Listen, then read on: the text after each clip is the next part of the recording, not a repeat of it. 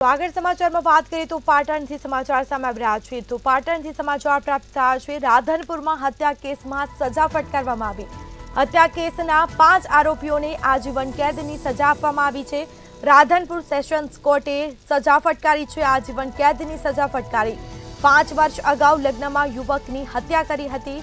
રાધનપુરના આહિર માણાભાઈની હત્યા કરી હતી। 6 આરોપીઓ વિરુદ્ધ ફરિયાદ દાખલ કરવામાં આવી હતી, જેમાં કોર્ટે એક આરોપીને શંકાનો લાભ આપી નિર્દોષ છોડી મૂક્યો છે।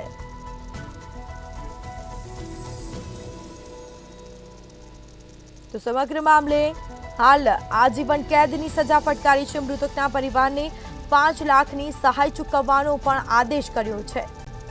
5 વર્ષ અગાઉ લગ્નમાં યુવકની હત્યા કરી હતી। રાધનપુરમાં હત્યા કેસમાં સજા ફટકારવામાં આવી।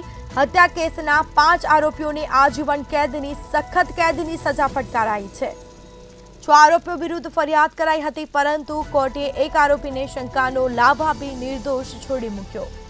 રાધનપુરના આહિન માલાભાઈની હત્યા કરી હતી। સમગ્ર મામલે સજા ફટકારવામાં આવી છે। 5 આરોપીઓને આજીવન કેદની સજા આપવામાં આવી।